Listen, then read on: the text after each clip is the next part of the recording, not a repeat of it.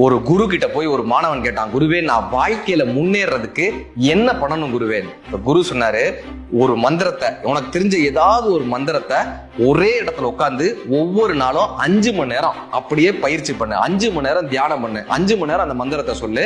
ஆனா 5 மணி நேரம் நீ தியானம் பண்றதுக்கு முன்னாடி உனக்கு பசிக்கும், அதனால அதுக்கு முன்னாடி ஒரு பழத்தை சாப்பிட்டுட்டு போய் தியானம் பண்ணுனாரு. இப்ப அவன் கேட்டான், குருவே நான் என்ன பழம் சாப்பிடணும்னா? இப்ப குரு சொன்னார், நீ சத்தியமா வாழ்க்கையில முன்னேறவே மாட்டடான்னு. ஏன்னு கேட்டா, என்ன மந்திரம் சொல்லணும்னு கேட்டா நீ வாழ்க்கையில முன்னேறிடுவ, என்ன பழம் சாப்பிடணும்னு கேட்டவாரு, சத்தியமா நீ உன்னோட கவனம் பூரா பழத்துல இருந்துச்சுல, சத்தியமா நீ முன்னேறவே மாட்டடான்னு. இப்படித்தான் நம்ம வாழ்க்கையில நம்ம முன்னேற்றத்துக்கு என்னப்பா வழின்னு பாக்குறவங்க வாழ்க்கையில ஜெயிச்சிருவாங்க.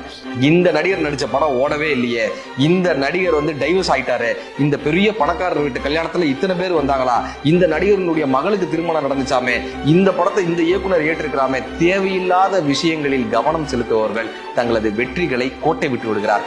பலத்தில் கவனம் செலுத்துவதை விட்டுவிட்டு உங்களுக்கான படிப்பில் கவனம் செலுத்துங்கள்.